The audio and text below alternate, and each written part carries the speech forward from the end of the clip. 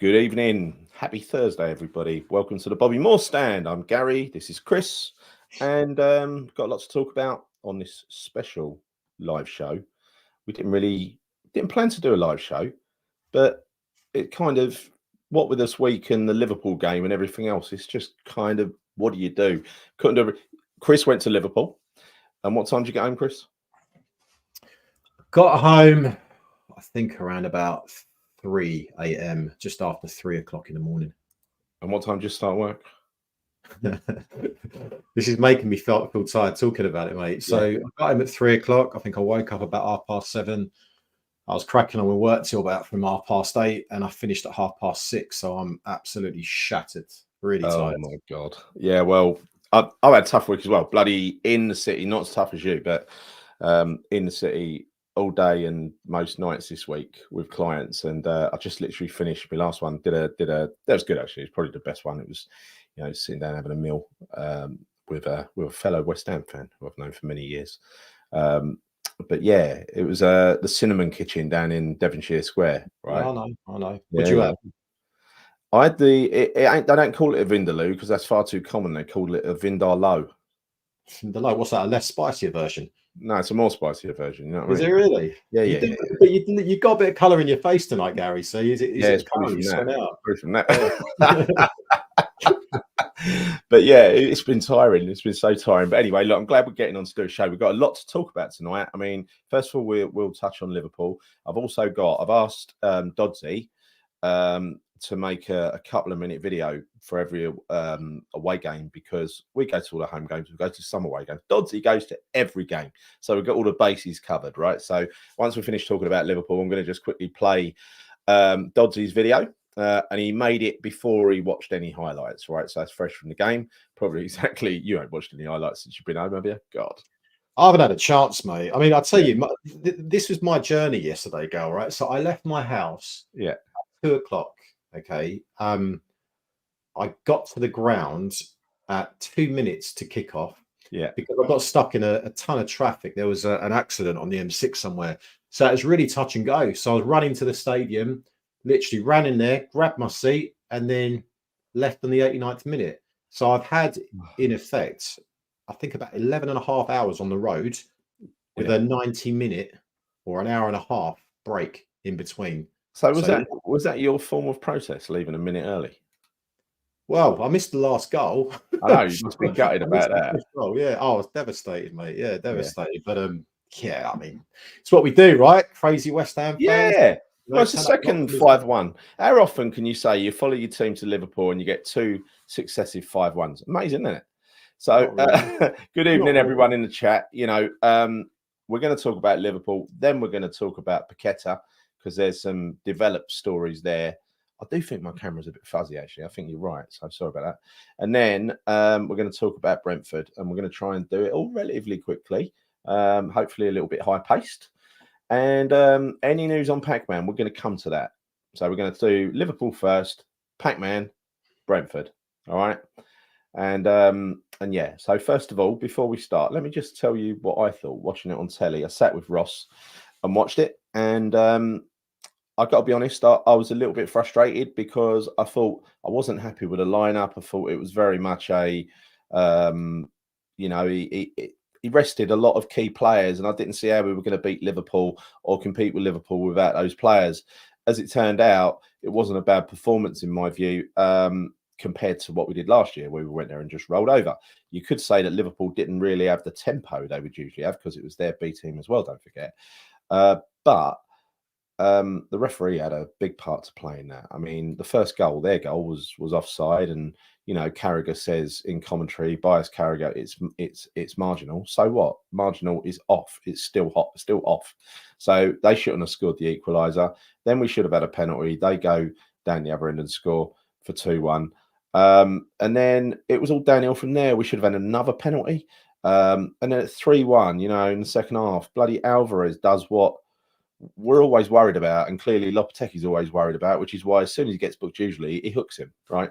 Because that was crazy. And now he's got to miss the game on Saturday, which is the last thing we needed, really. So well done, Alvarez. And that was after a week after the FA announced they're investigating him because he threatened to kill Enzo Fernandes of Chelsea, which I think that's got to be surely just one word against the other. But who knows? Who knows with the FA? Might bundle it on top, and get a double bubble, a double ban.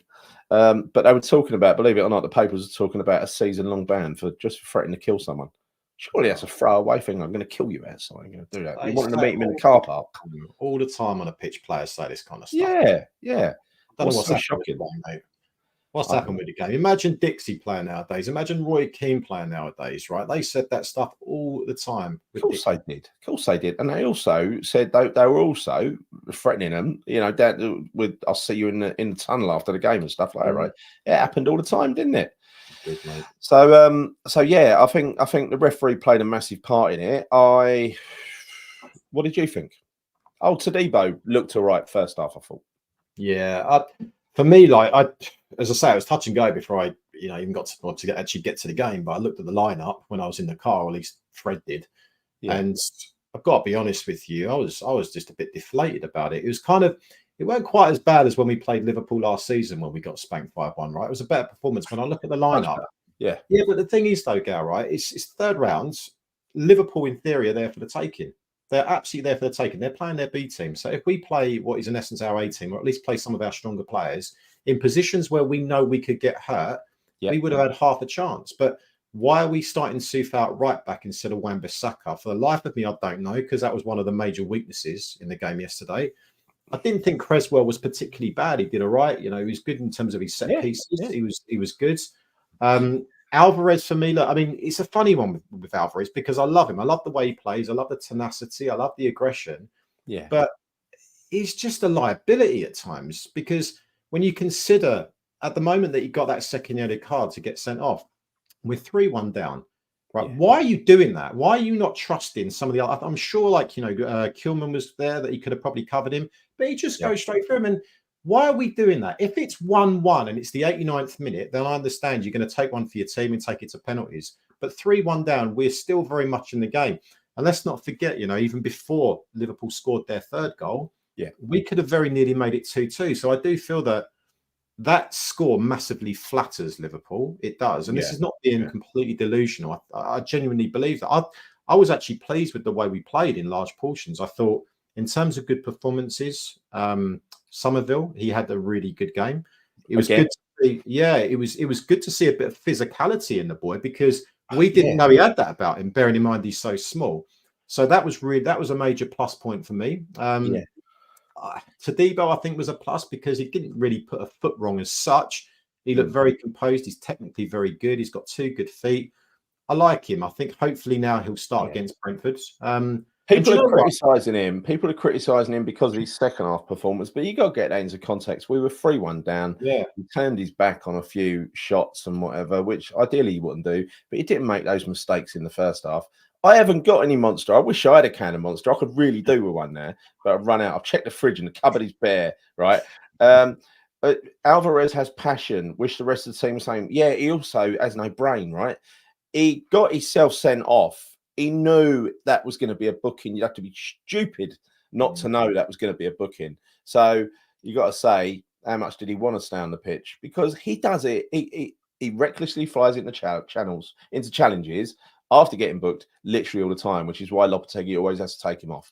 And Mate, all the fans around me, Gary, we were pissed about that. I think it's reckless. It's fucking reckless. Well, he's throwing the game. The reason he didn't get the captaincy, right? Well, whether you like Bowen or not. Well, this is the thing, and as much as I love him as a player and I love that aggression, sometimes I just don't think he's got half a brain. I just don't understand what he's doing. I just don't get it. Honestly, the fans around me, we were absolutely livid about that because even at 3-1, maybe it is slightly delusional, but there's still a chance we can get back into it. If we get a second goal, then suddenly it's game on and there's still, 15 minutes to play. Yeah, so it's a cup game. Anything can happen, right? If you pile forward. Yeah. No, you would. So I think he let the team down. But if I'm being honest with you, I think Lopetegui made a massive error in terms of playing Souf out right back and once again playing Souček.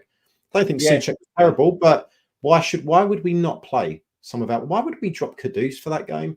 That's an opportunity to knock out one of the big clubs out of the cup, right? You don't know you're going to get in the next rounds. Why would we not play him? Why? I don't understand. I know we got Brentford at the weekend, so you want to rest some players. But bloody hell, right? When you consider when we played in Europe, we were playing games on Thursday and Sunday. It's no different. And we would play typically some of our strongest teams on both of those fixtures, depending on who we were playing, right? So Yeah, I don't really understand why he did that. Mark, I think Alvarez got frustrated with officials. So he knows the officials are crap. He knows the officials likely to jump at giving him a red card, and he jumps in for a tackle. Is that right? Can you actually defend that? I can't defend that because it was game over once he'd done that. It was game over almost anyway, but it was definitely game over when he'd done that. And so that's why I'm saying the goals that perhaps Todibo had where he turned his back and stuff like that, and so it was game over already. It didn't matter. I think Cresswell, you said he played well. I agree. It was a little bit of a slip up in the first minute. Other than that, he was solid. And I'll tell you what, he has got such a sweet left foot on him when it comes to delivering a set piece, and we ain't got anyone else to do it. Nobody. Obviously, he's not a first choice, and that's all he brings. But I thought he did all right. Soufal he's finished. He's finished. What the hell is he doing playing in the first team anywhere? I mean, they were shredding him. Whoever he plays against gets shredded. If he comes on against Brentford, he's going to get shredded because they got pace. If he wanted to rest Wan-Bissaka, then I agree with this. By the way, I agree with this. Let me just sorry to do this, but I'm a bit out of sync, right? Big fella 30. I agree. Lopez should have gone full strength. Yes, he should, because he doesn't know what his best team is at the moment. And this was an opportunity to play his best team and get him ready for the game at the weekend. So they got some familiarity with each other. And he didn't take it. We're playing a different team every single game at the moment. Gary, you say he doesn't know his best team, but he's not stupid, right? No. Hear me out for a second, right? You say he doesn't play his best team. He's playing Soufal right back in a cup game against Liverpool. He's not stupid enough to know that Wan-Bissaka is a better right back. So I think in certain positions, he absolutely knows what some of the best players are in those positions.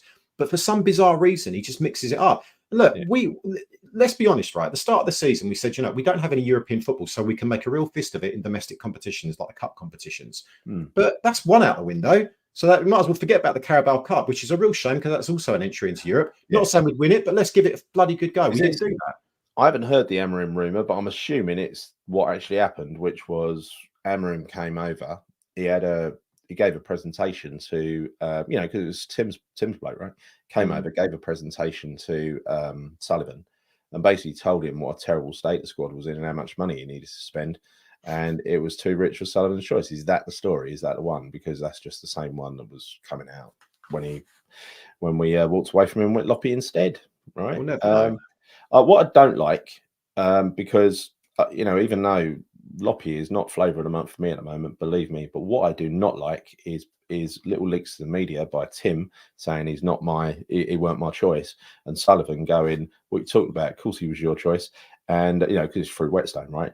So it's come from Sullivan, and also saying that Tim signed every player apart from Somerville, which is fucking funny. You released that a few days after the game at the weekend, Sullivan, where all the fans were supporting Somerville. That is quality. That is fucking top drawer Sullivan nonsense. That is. EFL Cup's their best chance of a trophy, yet we feel weak inside. Yeah, it didn't matter, and I sensed that in the game against Bournemouth. Players didn't look up for it. Loppy didn't look up for it. I mean, if you look at the thumbnail, it looked like he had the amp last night and he's pulling his hair out, but that's every game, isn't it? It's self-inflicted, Gary. It's self-inflicted. Every bloody game, it's self-inflicted. When you play those players, correct, by the way, who shouldn't be in the lineup, then you can only blame yourself. You can only blame yourself. And it just frustrates. I mean, we travel so far to go to these games. Liverpool, I know it's like a bogey ground for us for 5 years, whatever it is, right? But we had a genuine opportunity last night. I mean, bearing in mind, we did play some of our weaker players that wouldn't necessarily get into our first 11. We still played very well for, I'd say, at least sort of 60-70% of that match. Imagine being a full-strength squad in there, a full-strength team. I know. By the way, it does carry over. He's banned Saturday. So it weren't really worth it, was it? Whoever's defending him and saying they love a hard nut. I mean, I like a hard nut. I do. Of course I do. But not to get us knocked out of the cup, which is what he did. And to probably give us an even harder time against Brentford on Saturday, which is what he's done. That is not being a team player to me. No way. It is a corrupt cup. That's why we ended up playing away to Liverpool.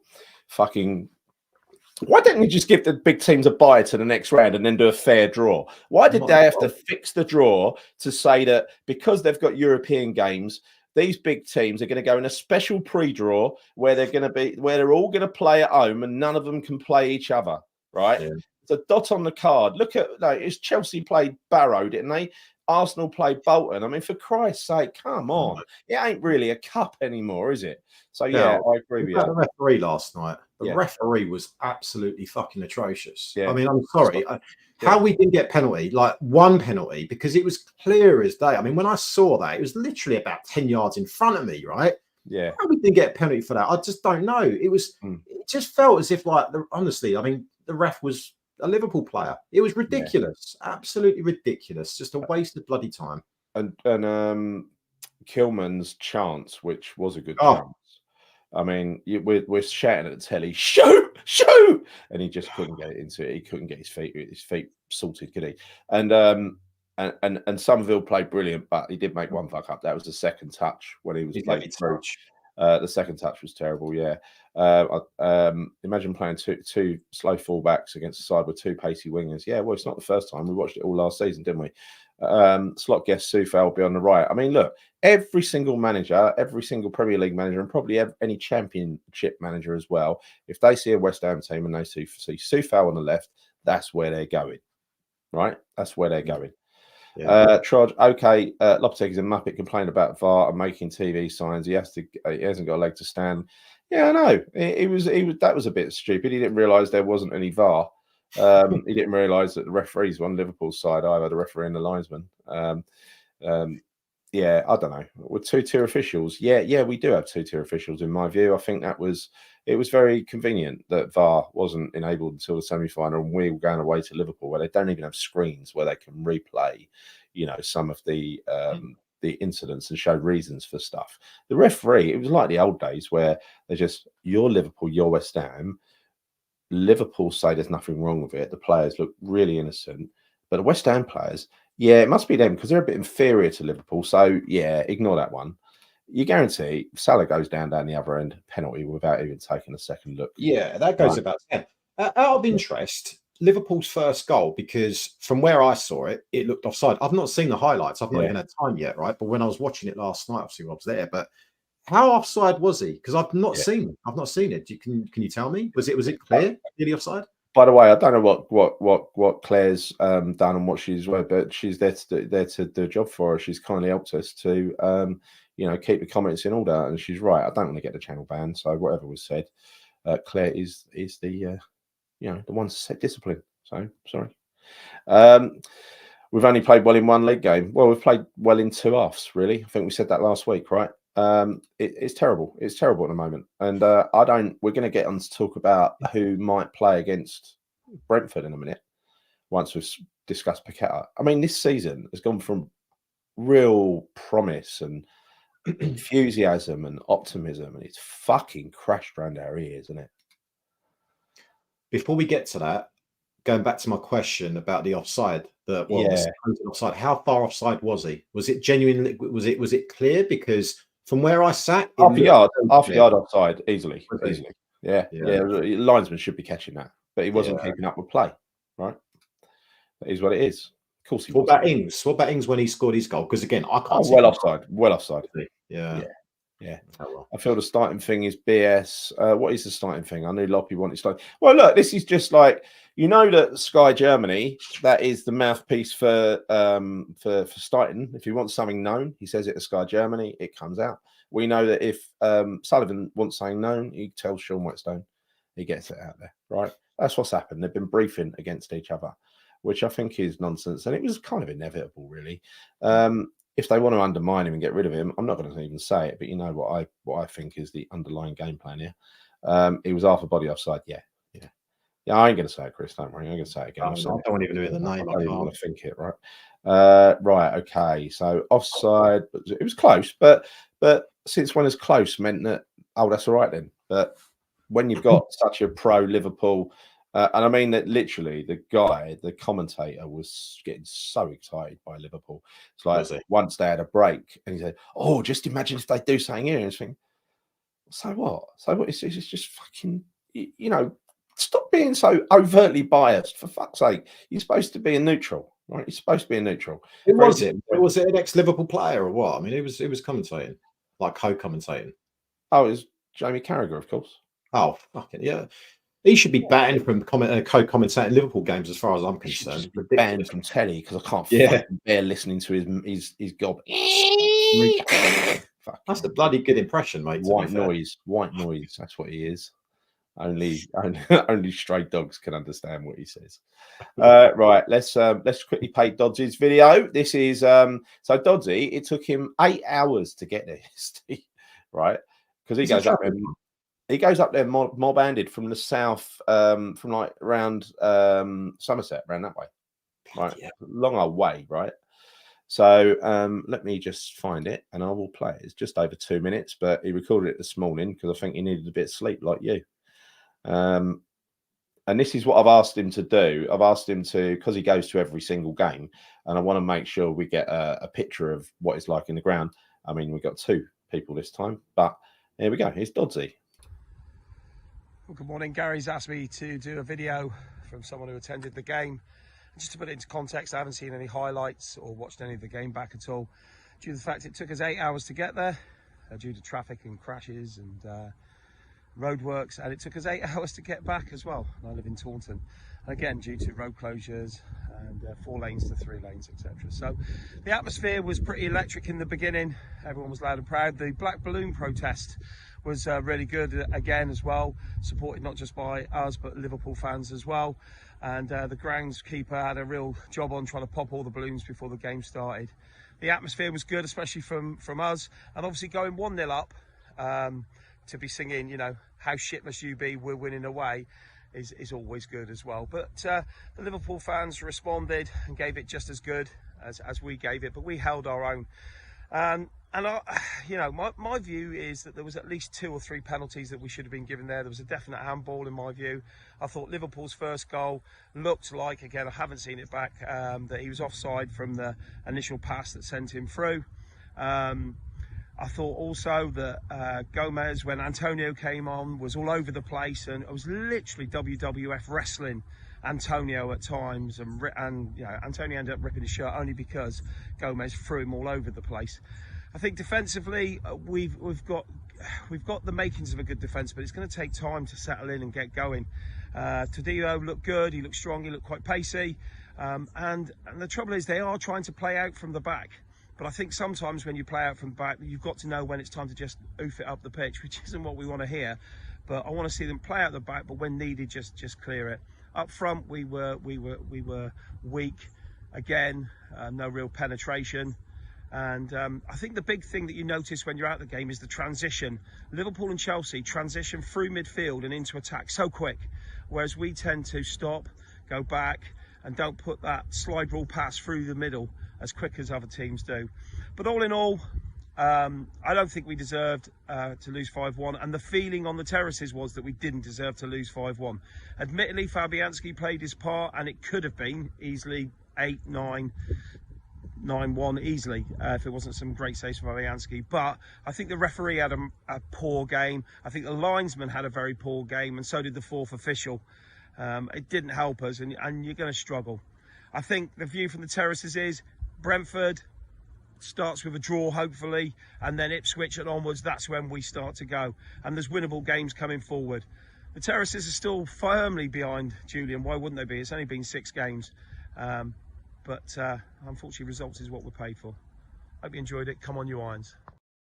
Yeah, no, I think that's right, and I think it's important sometimes to just remember the people that do the people that do go up and down the country, like you, Chris. I think you do hear there's frustration in the ground, and there's a lot of swearing and a lot of cursing and a lot of bitching, like everyone gets, because we get fucking frustrated when you get slaughtered, right?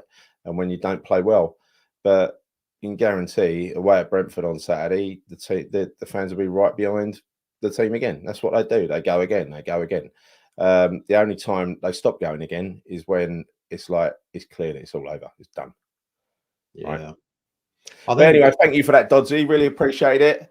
And yeah, look, I think let's anything else to say on Liverpool before we move on? Should we put it bed? Yeah, I mean, I think he made a really good point actually about Antonio. I thought when he came on, and we spoke late last night, I thought he was excellent when he came on. You know, he gave him a real battle. He was physical. He was doing.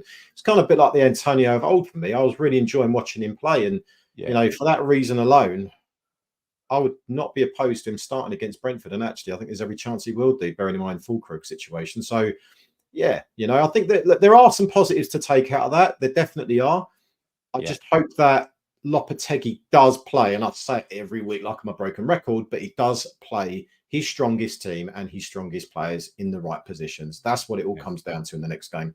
But the next 4 games are going to be pivotal. Absolutely. Look at this term woke. That's for anything you don't like, right? Anything you don't like, call it woke, because people don't like someone that goes around getting themselves sent off all the time because it's too rough and tough for us. What a load of old rubbish! I mean, come on, mate. Nah. Right. You got yourself sent off. It was idiotic. He knew he was going to get himself sent off. Make no bones about it. There was no way that tackle weren't getting himself sent off. I mean, did you see it in replay? He caught the guy. This ain't 1990 anymore where you can get away with stuff like that. So, it ain't about being soft. It ain't about being woke, right? As I said before, Gal, the only way I would say, do you know what? That was the right decision for him to do that would be if it was 1-1 in the last minute.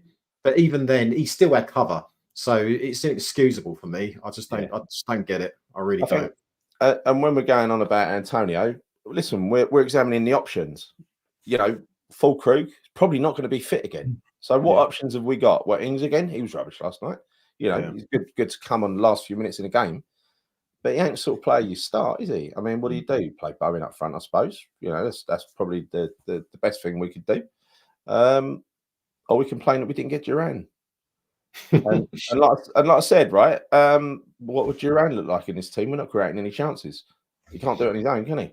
It's worrying. It's worrying the amount of goals we're not scoring at the moment, isn't it? Really, he's pretty poor. I mean, he's very poor. Well, it's not the goals; it's the chances. We've conceded 8 goals in 5 days.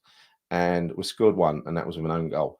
I think Gio said something earlier, it really made me laugh, and that is our top scorer this year is own goal, OG. God, I didn't even know that, but yeah. So there you go. Sorry, I don't even know what that means, mate, but I'm sure you're insulting me.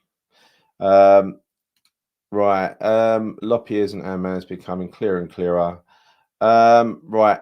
Floppy is clueless. Honestly, let's just talk about Paqueta. Right, Paqueta. Paqueta,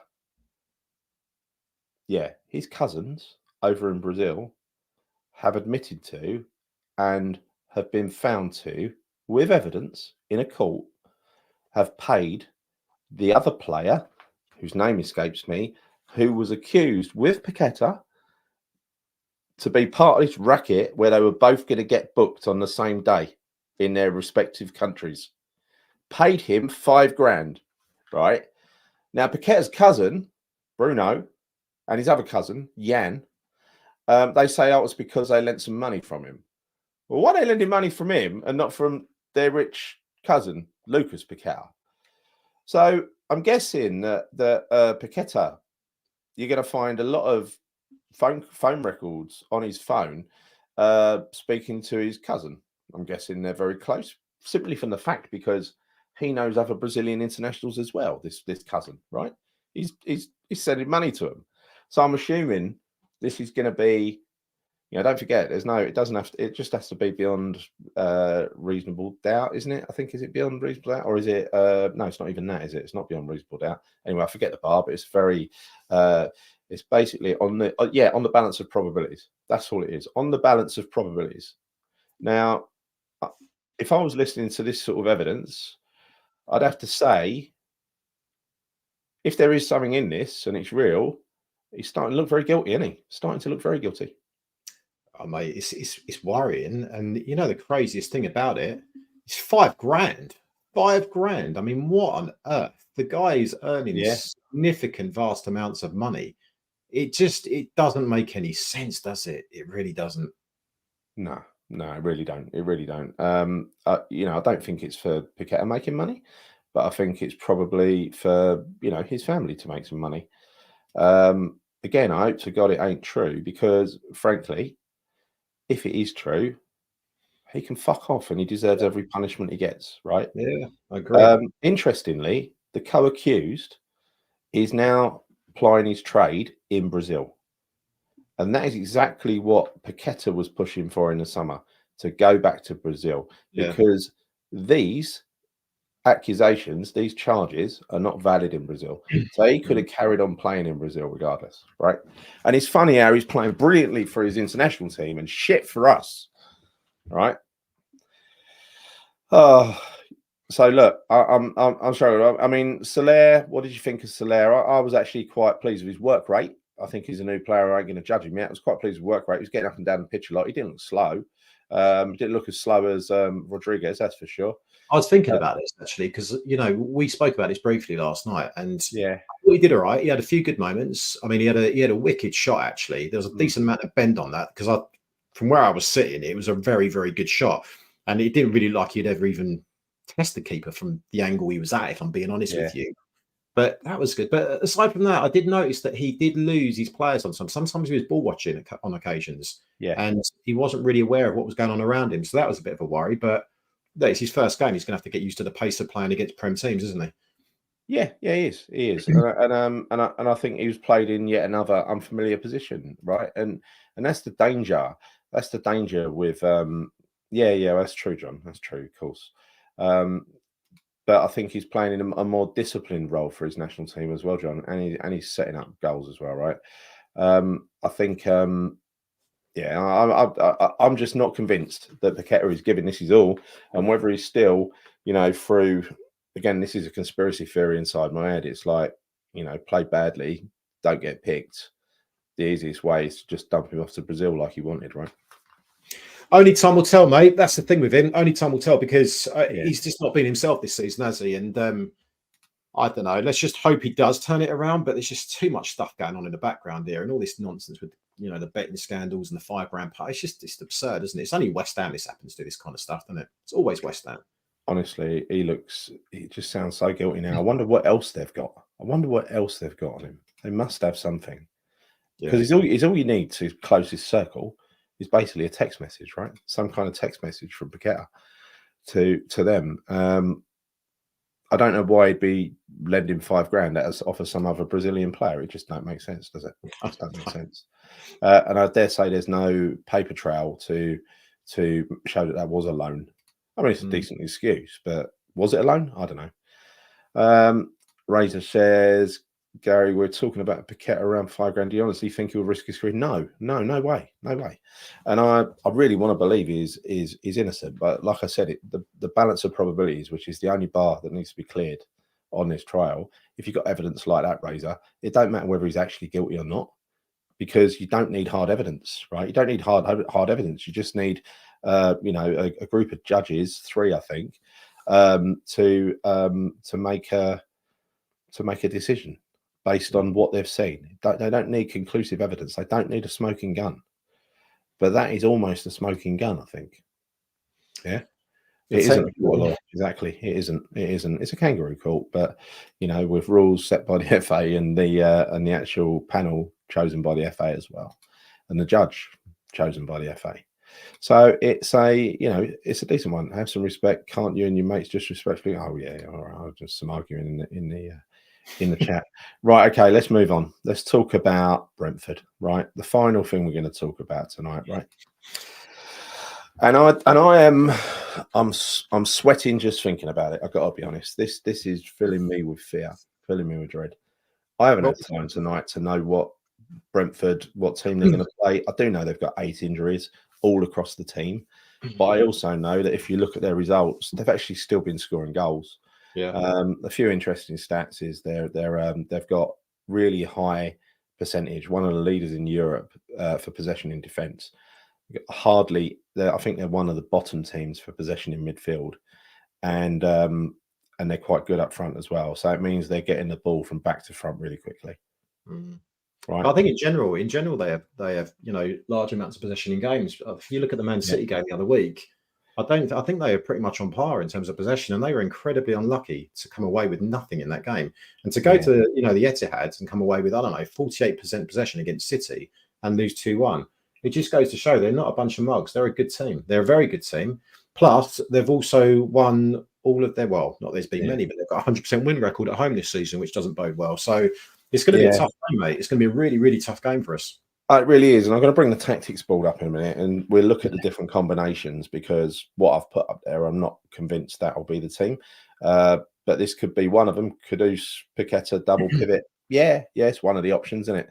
It's one of the options. I mean, again, someone said, I can't remember who, but someone said that when you look at Soler and where he played, would it be any worse putting Kudus there rather than leaving him out? I mean, you've got to say really that Somerville is definitely. It's great having a left winger on the left. I really like it. He looks totally comfortable and at home there.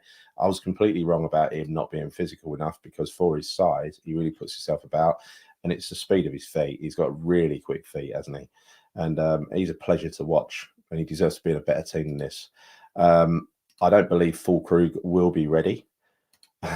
Gary, you fancy us against Brentford? Ooh, I don't know. Will Fulkrug be against Brentford? You said he's been training, but Loppy alluded to the fact that he won't be ready, right? Well, there was an interview with him earlier on today, actually, and I think he did. Yeah, he alluded to the fact that he had been training, but he's got, I think, I don't know, he's still got a niggling injury, so I don't think if he is going to be available, he'll be on the bench. There's no way he's starting him. So I suspect that if he doesn't play Fulkrug, I would imagine he'd play on Antonio. And to be fair, after last night's performance, even though it's a cameo for Antonio, I would go with that, honestly. If he can play anything like he did last night, it'll cause Brentford problems. It's just hopefully we'll get that version of him. I'll be really gutted if I don't see Todibo playing in place of Mavropanos because, there's no need to give other teams clear-cut chances, and that's what we've been doing with Mavropanos a couple of times a game, right? Dave H says, I feel most of the players are given 30 to 40% work rate, no energy. I agree with no energy. And I agree that the press has been an awful press for most of the time. I don't think most of the players are giving 30 to 40%, but I do feel one or two of them are. And again, I don't want to say it, but that's what I feel about Paqueta.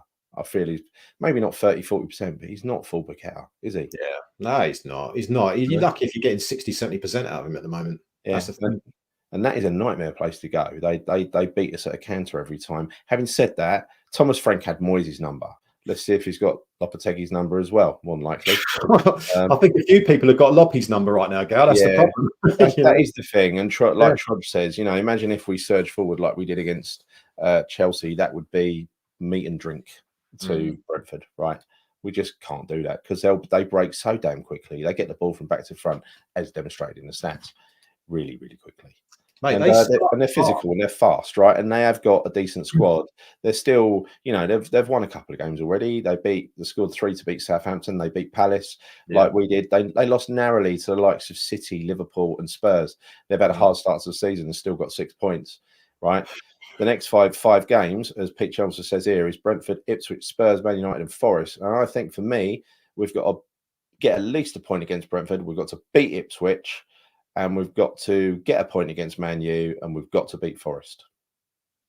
That's that's what I'm setting my eyes on in those 5 games, right? And I think if he does that, he can turn around crowd opinion against him. But I just don't see it. I don't see it either. And going back to Brentford in terms of how they play, right? So I know they are quick out the traps. If you get I think the last couple of games, they really go like hell for leather. As soon as that flipping whistle goes, I think they scored a goal in the first couple of minutes of 2 games, right? And that concerns me because we concede so damn early against so many teams, so we're going to have to be wary of that. Michael Lee says club site as Fulkrug returning on 28. So according to them, he should be back. Let's hope he is.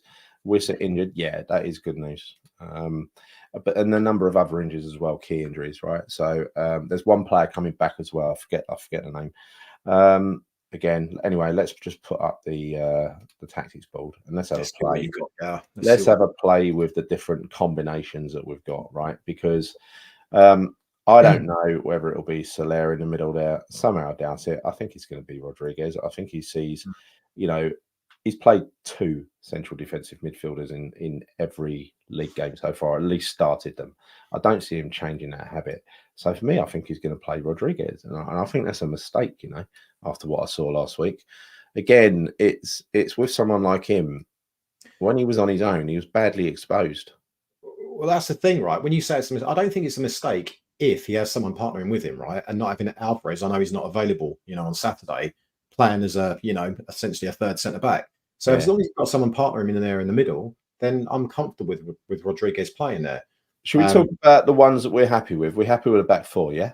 That's the back four I want. That is exactly. I'm glad to see you got no Mavropanos in there because you know what, you can't do any worse. So stick to Debo in, and he needs game time. He did all right yesterday, so 100% he's got. And Ario as well. And what I'd say to, if I could give a message to Lopetegui, what I'd say is, there's certain parts of this team, like the midfield is still a work in progress, right? I'm talking about the central defensive pairing, the pivot, and everything else. That's still a work in progress. But if you can play that back four, keep playing that back four. If you can play, this front three of Somerville, Fulkrug, and Kudus, keep playing it. Keep playing it. Make sure Bowen has a place in behind somewhere. I'd definitely play him as a number 10 if I was me. If it was me, and I would just stick with those. And I'd have these two positions in central midfield, one of which should be a defensive midfielder, one should be the link-up man to number 10. Now, that could be Paqueta, that could be Soler, or it could be that he ends up putting Souček in there instead of Rodriguez because he wants someone more physical. I think he's more inclined to go for that, to be honest. And I do see at the moment why he plays Souček. Sorry to say it, but Souček's always going to give 100%. And going back to what someone commented on a while ago about some of the players are giving 30 to 40%, I've got to agree with that. I've got to agree. So, and even though I don't want to see him playing, I want to see other players playing better. So there's a reason to drop him, What do you think? What do you think, Chris? I would like that team as well. My thoughts around Bowen playing in behind the striker. I think that's really the only position he can play if you want Kudus on the right-hand side and you're going to play Somerville. So where else can you play Bowen? Yeah, you can play him up front, but I'd rather see him tucked in behind, whether that's Fulkrug or Antonio. That would be my front four, essentially. I think the midfield one's an interesting one because, Rodriguez, I mean, he's more defensive-minded, right? So you need him in there. What other CDMs do we have that can play there? Souček. This is such a good point now. Look, this is why this can't happen. Looking forward to Paqueta and Guido defending space. Yeah, it's just not a thing, is it? It's just not going to happen. So that's why I'm thinking it's going to feature Souček. Sorry, it will. Souček will start, and in terms of how he's going to start, who he's going to displace out of that team that you got there, he's questioned. It'll be Rodriguez. It'll be Rodriguez. Won't it? Do you reckon? Yeah, I don't think he likes to drop Paqueta if he's fit. I don't know whether this latest story has changed his, or whether he's just going to carry on protecting him. I guess he's just going to carry on protecting him because the club with 100 million asset or an 85 million or whatever he's worth now, value on his head, the club have to do their best to defend him, right? Midfield, two central guys. Yeah, I know. No, it's not where they're going to play, is it? I'm just trying to align them. There's going to be a two. Who will it be, right? It'll be a 4-2-3-1. So who will be in that two? I think without Alvarez, it will be Souček. It could be Irvin, but will they give Irvin a start? He's come on from the bench a couple of times now, I don't see that, right? The combination I see here is potentially them playing Souček and playing Rodriguez in there. That's the midfield two I think he's going to go for. And it wouldn't surprise me as a result of that, as much as I hate to say it, because he's got to think about that midfield and making sure it's as solid as it possibly can be with Alvarez out the midfield. Yeah. That he may have to risk taking out Somerville instead and putting Kudus on the left, Bowen on the right. It wouldn't surprise me to have Paqueta playing in the 10. Oh, he could do, but I don't think he can drop Somerville. I think he's making that position his own. Hey. And Matt, when you say I'd like to see Skulls starting left wing over Kudus, well, I've got Somerville on the left there. Right? Would you pick him over Somerville? I wouldn't. Why do you keep playing Paqueta so deep as number 10? Well, where is you going to put him? You can't have everyone as a number 10. What are you going to do? You're going to play Bowen back there as a central defensive midfielder. I mean, Bowen has to be in the team. He has to be in the team. Paqueta doesn't, right? As far as I'm concerned, I'm sick of his, half-hearted performances. I really am. I only want players who are going to give 100%. If you put Kudus on the right, he give 100%. Somerville left, 100%. Bowen, 100%. Right? Souček, like him or hate him, 100%. These ones, they'll all give 100% as well, right? So it's really this position here. Who's going to give 100% in this position? This would usually not be Souček. It would be Alvarez, but the silly fucker got yourself sent off, right? But for now, for Saturday, who's this position going to be? Is it going to be Soler? Is it going to be Paqueta? I don't know. My thoughts around this, and it's not what I want because I'd agree with you, Somerville has to start. Yeah. But in terms of trying to get maybe a bit more solidity in the midfield, it would not surprise me if he does go Rodriguez, Souček. It really would. Yeah. No. Sorry. Did you say Souček? So what I think could happen. Okay. Yeah. So put Paqueta in the 10. Yeah. Stick Bowen wide right. Yeah. Kudus wide left. Yeah. Somerville on the bench. Not that I want this, by the way, just to clarify. Yeah. I think he's the last player in the world that deserves dropping, right? No, mate, he doesn't. I want him to play, Yeah. but I'm thinking about that midfield for a second, right? Yeah. And then I can see him bringing Rodriguez in the middle with Souček in a double pivot. That would not surprise me at all. Yeah. And then play Paqueta in the 10, and maybe, I don't think Fulkrug will start. I'd imagine Antonio will start that game. That's what I could imagine happening. It would not surprise me. And then I could imagine that he will change it around, as we know. You know, he's quite happily, he will happily make substitutions early in game. That he'll make the change and he'll bring on the likes of Somerville, right? But for me, that midfield is crucial because they do have strength in the middle of the park, right? I mean, is it Nordgaard? Yeah. I mean, he's a quality player. And Yeah. where's Where's Antonio gone? If you spot Antonio, let me know. Here he is. Yeah. Right, okay. He's always down the right end. I've still got after last season's squad in there as well. This is not what I want. This is not what I want, but I could imagine some kind of version of this, playing out at the weekend. I really can. On paper, Chris, it looks like a great side. On paper, it looks like a great side. But the pace and the power of Brentford is going to destroy Rodriguez from what I saw against Chelsea, right? The quick passing is going to destroy Souček. It's going to take him out of the game. Paqueta is just going to be trying to play Hollywood passes and giving the ball to the opposition. Kudus is going to be sulking because he's playing on the left. Antonio is going to be, up against two very big, strong centre halves by himself doing nothing. And Bowen, every time he gets the ball, he's going to have three men on him. So what's the answer in playing? Okay, so you're talking about our midfield getting overrun there, okay? Our two holding midfielders getting overrun. We don't have Alvarez. So Rodriguez, he can't hack it. Souček can't hack it. Who do we play there then? Because we don't have I think what I'd usually play there, I think in this game, might be Alvarez and Souček, right? Because Souček can do a lot of running around and a lot of closing down. He never actually reaches where he's running to. But Alvarez is out, mate, isn't he? He's a decent bloke. Yeah, I know. He can't play in this game. And I can't see Rodriguez as the legs against Brentford because they're fast and physical. So look, I think personally, that will be the two that start in the central defensive midfield. I think Paqueta will start there as well. But as Neil says here, perhaps this is the time to, to do something that most people want to see, and that is to have Kudus there central. You go away, right? Somerville on the left. Do you know the thing is what frustrates me is I like that. Yeah, but every week we're switching it up, and so is Hill as well. I know, and he's saying no. That's what I'm saying. Find something that you believe in and stick to it and give it a chance to work. Stop chopping and changing every time we lose a game. I mean, you have to do it when we were so fucking terrible as we were last week. But I don't think this would be terrible. I got to be honest. Going forward, I don't think this would be terrible. This is the amazing thing, right? Because start of the season, okay, we look at Paqueta, and for me, you think, right, where are you going to play him? He's always going to play in that 10 role. You don't want him on the left-hand side, right? He can do a job there with Emerson. It does work. Well, it has worked, and it's been, it's done the job for us at times last season. So you really want him there. But Kudus playing in the 10, what is that? What is that really saying about Paqueta if he's not even getting into the bloody team? He's mental. You're talking about world-class talented player. He's playing crap. I mean, he's as creative as Paqueta, though, Gary. He's not. He's not got the ability to string those passes. He hasn't. I know Paqueta hasn't been doing it, but against Chelsea, Paqueta gave the ball away 20 times, 2-0. 20. I told you he's shit. But the difference is, though, is that we know he's playing shit. Yeah, well, that's what I'm saying. He was shit against Chelsea. But then when you think about this, he's also probably one of the only players that can play in the number 10 position for West Ham that has the ability to thread those either needle passes into our strikers to create chances out of nothing. So I get why we kind of persist with him, because we know the talent is there in him. But it's crazy to even think about dropping him when you think about it in that respect. It is. But why? But why? Because you could give the ball centrally to Kudus and let him run at the defenders and then try to feed it out wide. The one thing they've not been doing, which they've been quite successful in getting the ball forward, believe it or not, in the Loppy system. What they haven't been successful in doing is utilising these overlapping players who are always overlapping, right? And part of a Loppy system is you get the ball forward, and then one of these four, whoever is happen to be playing in these four, they need to spread it out wide, and then and let them get the cross in. That's what they should be doing.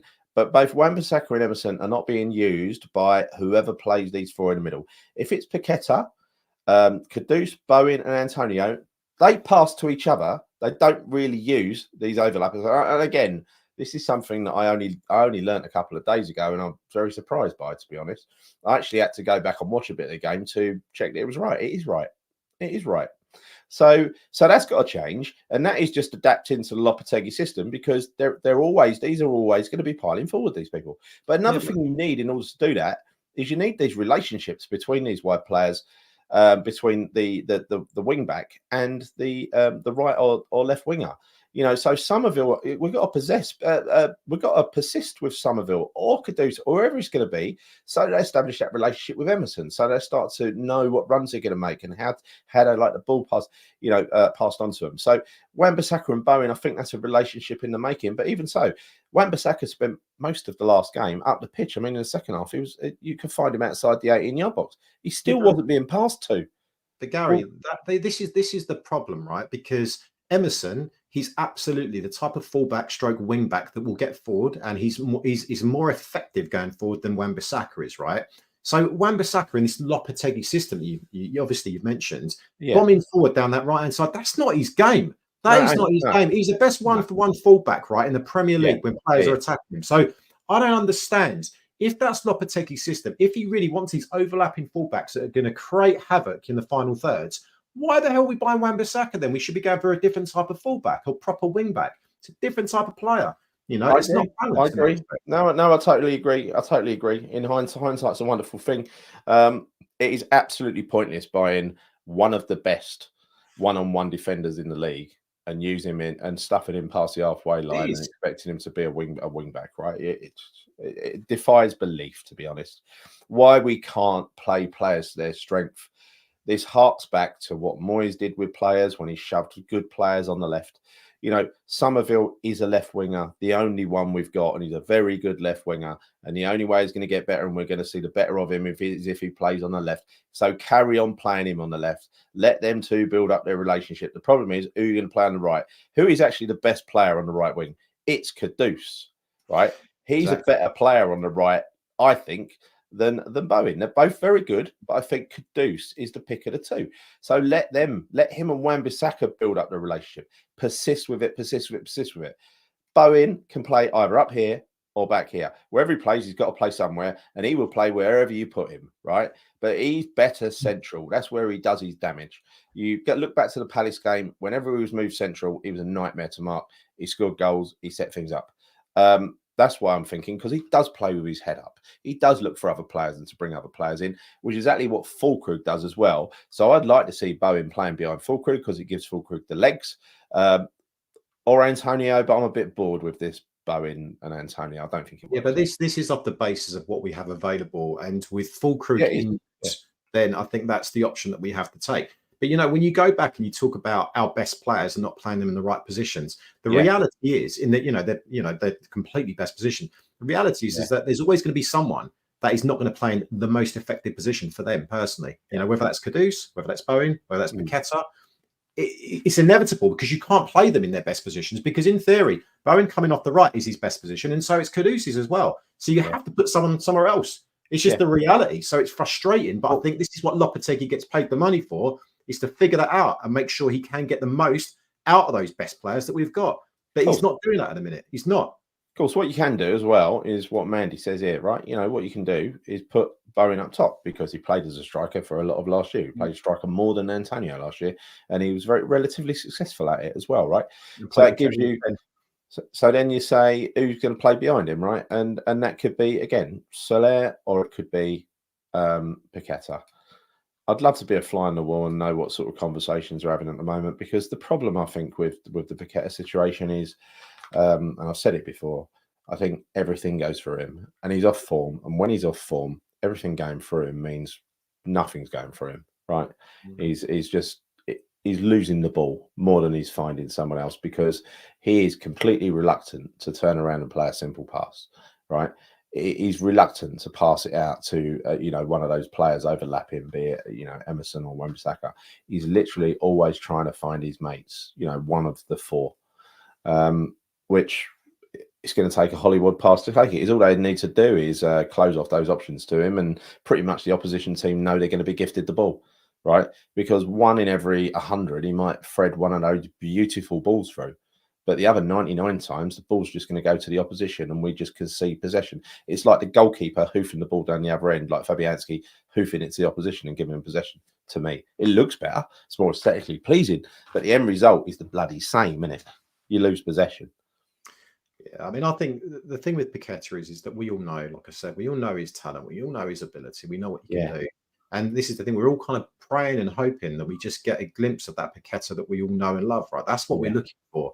So it's such a difficult one, but how long do you consistently persist with that, hoping that he's going to come good? Because that is a problem. In terms of chance creation, that's a massive problem in the middle of the park, right? If he's not creating chances and he becomes a bit of a liability, if he's giving the ball away, then suddenly you've got to be thinking about a different option. And that probably would be playing Bowen in behind or Kudus in behind or whatever, variation it's going to be. Or I think that's the problem, isn't it? But it's such a shame because look at that front four on paper.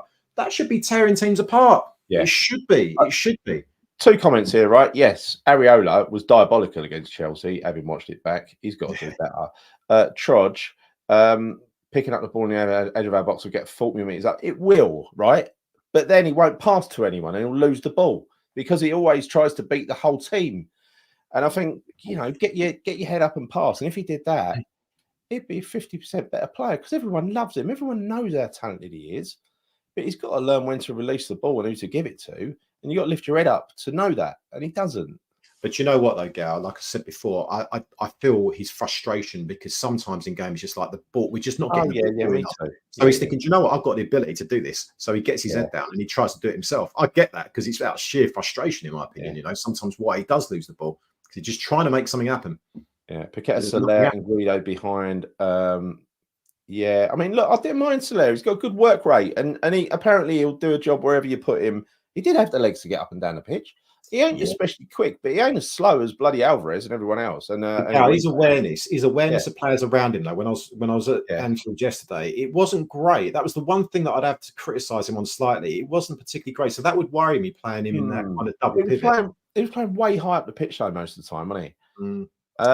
There were occasions when he was completely clueless about what was going on around him, and I was like, "Look behind you!" It was just frustrating. Ryan, he had good moments as well, but Ryan, you don't want to see that, mate. I want to see that. I'd love to see you playing up front, Gal. That'd be brilliant. Kudus played through the middle for Ghana. Yeah, he does. He does. But there must be a reason why 2 managers in Moyes and Lopetegui, even though you could say, look, Moyes didn't know where to fucking, how to use him, but he was very productive under Moyes. He scored a lot of goals under Moyes. He did it for Ajax as well at times, He did play in the 10 for Ajax, so it's not like he can't do it. He definitely can. But... So, tactical analysis in the spaces. Yeah. Right. All right. So, Kudus plays number 6 for Ghana. Yeah. I'd be willing to try anything apart from this ongoing, what feels like a trial of Paqueta, trying him in different positions, Souček in different positions. Prizing either Rodriguez. I mean, the only one who's got a constant position is Alvarez, and that changed last Saturday as well, didn't it? So I think this midfield 3 is just or 2-1, whatever you want to call it. It's just an ongoing experiment, right? It's our biggest weakness. Well, it's stuff we've got available, mate, as well, because we've got no Alvarez, so it's going to be an experiment this weekend, unfortunately. If you don't pass and drop him, again, I just think he's potentially world class. Kudus, we all know it. We all know he's potentially world class. How good he actually is. I just don't think under Moyes last year, at times he looked fantastic. He looked amazing. This season, he hasn't looked the same player because he's largely been played on the wrong side of the pitch. If there's one place not to play him, it's the left, right? I think with regards to the way Lopetegui likes his fullbacks getting, further forward and attacking the final 2/3, for me, when you've got Kudus there and Somerville there, and you've got players like Wan-Bissaka, do you know what? Let Wan-Bissaka do what he's good at. Keep him back there as a proper defensive fullback, and let Kudus and Somerville and our wingers get forward. Let the attacking players do their fucking job, and let our defence do their job. I'm not a massive fan of these overlapping fullbacks at the moment because it creates too many spaces in behind. You saw against Liverpool yesterday, our fucking fullbacks were so damn narrow at times. The spaces that they got to run in behind was an absolute joke, right? So I'm not a fan of this overlapping fullback thing, particularly with defenders like Wan-Bissaka. It's not his game. It's just not his game. So I just want them to stick to what they're actually good at. We talk about what we want our attacking players to do and focusing on their kind of core strengths. But what about bloody defenders? I agree. Yeah, I agree. That is the sensible thing to do. Play players in their position, doing what they know how to do best. That is surely, you've got to start by solidifying that defence. You've got 3 out of 4 players, brand new, very expensive players there in defence. Let them play to their strengths, for Christ's sake. In the midfield, all right, it's an ongoing experiment, whatever that comes at. But it's mad, like Dan says here, it's mad not one person picks the same 11, yet many say Lopetegui is getting it wrong. Are we all loppies now? Yeah, well, I think we are. We're all loppies. Everyone's got an opinion on this, and it's very, you're right. Gary, right? Not many people are picking the same, right? Not many people are picking the same. People are saying this, but would we have done what Loppy did against Chelsea and play 3 at the back and have Alvarez playing essentially as a third centre back, splitting the 2 centre backs in the middle? No, we wouldn't. None of us would have done that. We'd have had a flat back 4, but he went and tried something stupid that we've not done in any flipping game this season.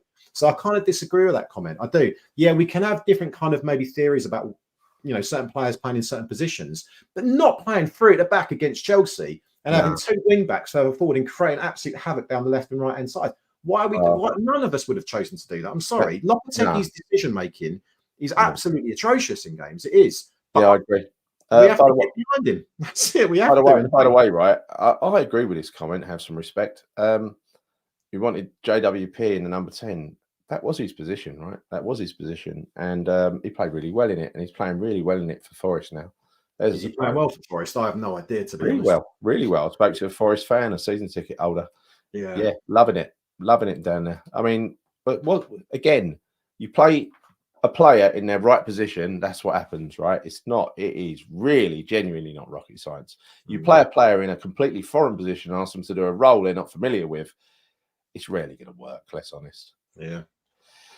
Thank you, Ryan. Time to start talking about Irving. Yeah, maybe it is.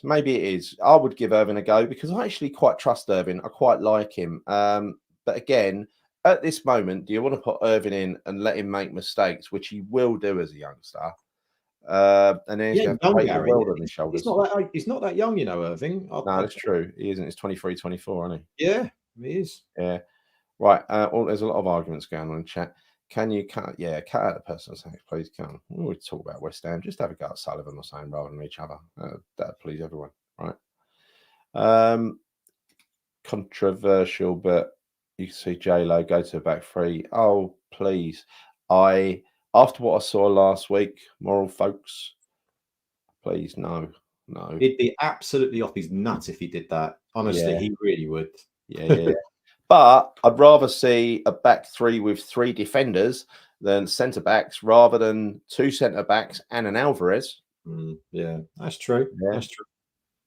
Because again, it's playing another player in a foreign position. I asked him to do a job they're not familiar with. It's exactly what Moyes done in a lot of his tenure last season. And it's exactly what bloody Lopetegui's doing this week. So the football might be different. The principle's the same. Do you would, going back to that Chelsea game, you would think to yourself, right, when he was talking to the team pre-match and saying, right, okay, today to Alvarez, I want you to man mark Jackson. Yeah. I mean, fucking hell, why would Alvarez not be saying, do you know what, boss? I don't have the pace to keep up with him. I'm not a centre back, right? That's not my role. I mean, it's amazing. I don't know. Believe this. I believe this. Alvarez needs to sit on the D and don't go anywhere. I totally believe that, right? Yeah. He needs to be the defensive guard, the foil. Do not let anyone pass. Scan the horizon, detect danger, and go and quash it out. Don't put anyone next to him. Let him play on his own. That's what he did against Brighton in his debut, and that is when he's always looked his best, right? No, I agree with that. I think he would be enough on his own, actually playing a holding midfield role. As long as he's disciplined, I think he'd be enough. Can I get what watching the game last night was like into context by describing to you a YouTube video someone sent me, which was an interview with Jack Sullivan. Jack Sullivan telling everybody how what he really likes to do is turn around a business. He loves turning around a business. Oh, shut up. What businesses you turned around other than the ones your dad funded you to do? Yeah. I can't watch that crap, mate. I don't know why you do it to yourself. I didn't watch it. I watched the first minute and I thought, oh, dear God, go away. Get off my... I'm smashing my iPad up in a minute. Right. It will be low block. Honestly, at the moment, I just don't want to lose. I want to draw. If a low block gets us a draw on Saturday, I know it ain't going to be what he sticks to. So it ain't like Moyes. If that's that way he has to get a result that way. I don't care. I don't care. Got to cut out these mistakes. I'll ask you lot in the chat a question, a personal question, right? Give me your answers. Would you too accept a low block if it guaranteed a draw away to Brentford? Bearing in mind, the other option is send a load of players running up the pitch, leave us undefended at the back and get slaughtered again. Would you take a low block draw on Saturday as a one-off? To reset the counters, you know what I mean? This would be interesting. No. Steve Russell says no, I'd rather see us lose. Well, I don't know. And same with Jackie, because there's a load of no's. Yeah. I don't think we need to play a low block, though, Gal. This is the thing. We've got enough to get a draw or a win against Brentford if we play the right team in the right form. Never accept defence, only attack. No. Hey, really? Yes. No. No. Yes. Low block, please. Well, low block is not exclusive to David Moyes, you know. But for a start, it's deep defending. It's not low block. But if you had a choice between getting beat through over ambition and moving forward, I know it's look, you're never going to have this choice. Yeah, I want to see a high press, mate. I don't think we've seen enough of that this season. We have. Well, I think of many games where we've really been pressing. You know, the centre backs, the full backs, the goalkeeper. It pisses me off every single game, week out. We just don't do it. Why? Yeah, bear in mind, Moyes tries to play a low block with a shit defence, and as Steve says here, we've got a much better defence now, right? Mid block. Yeah, let's do a mid block. Would you settle for a mid block? Let's call it a mid block. It'd be a low block, but we call it a mid block. Won't really be a mid block. Be a low block. Mate, whatever block we do, I just want to see us get a result. That's what it comes down to. I just want a point. 1 point. 1 point. Right. I don't want a point. I want 3 points, mate. I want 3 points. But what we've got to do is stop the rot. And what we can't do is go to Brentford and lose. Right? We can't. We cannot. It's going to be so fucking depressing if we do that, isn't it?